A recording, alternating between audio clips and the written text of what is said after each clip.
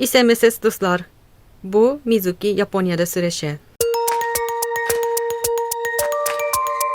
Mana shunday. İsemesiz. Min Yuki. Heyrerken min Yiriya. Mana shundaylar.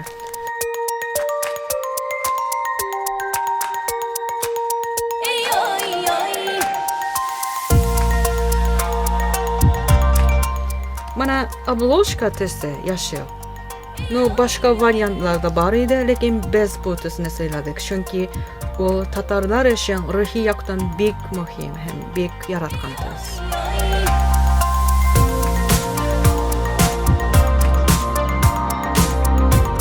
No hozirgi vaqtda mana bizning Tatar tili darslariga bu seriyaning eng so'nggisi.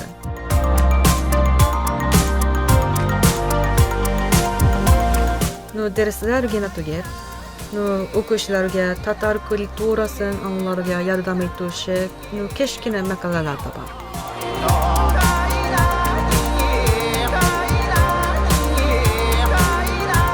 Mana bunda kitme sandugash jiri turida maqolalar bor. Bu mening eng yaratgan Tatar jurlarining birisi.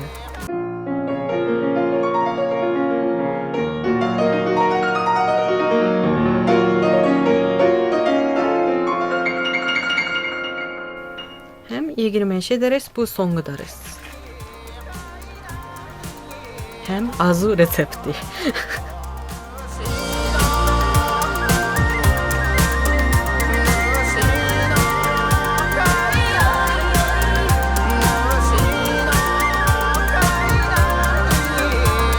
Mana shunday derslar.